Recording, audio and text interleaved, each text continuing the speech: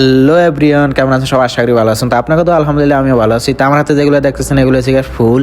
এগুলো হ্যাঁ কি প্লাস্টিকের ফুল। এই জায়গায় দুই কালার ফুল আছে, আবিয়েত মুভ। তো এই ফুলগুলা দিয়ে আমি কি তৈরি করতেছি আমি বলতেছি, সাথেই থাকেন।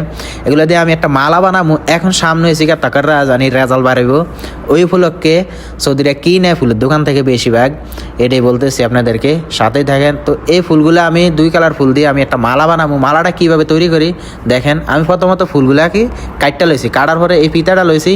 ফিতাটার আমি মাপ মতন কাটটা আমি এই জায়গায় কিন্তু মাঝখানে জয়েন দিয়ে দেবো, হ্যাঁ গাম দিয়ে আর কি লাগিয়ে দেবো, জয়েনটা না ছুটে। তো সুন্দর মতন আমি বিছিয়ে লইছি। বিছানার পরে আমি কি করবো, এই ফুলগুলার আছে না, এই ঘাম দিয়ে আর কি একটা একটা করে সুন্দর করে আর কি গাইতে দেবো যেন না ছুটে। হ্যাঁ, তো এইভাবে কিন্তু আমরা ফুলের দোকানে ফুলের মালা বানাই। হ্যাঁ, কিন্তু এগুলো হচ্ছে প্লাস্টিকের ফুল, কাঁচা ফুল দিয়ে আমরা বানাই। আর এখন টাকাররা এই ফুলকে বেশিরভাগ হয়েছে গিয়া প্লাস্টিকের ফুল চলে। তো এগুলো হচ্ছে প্লাস্টিকের ফুল।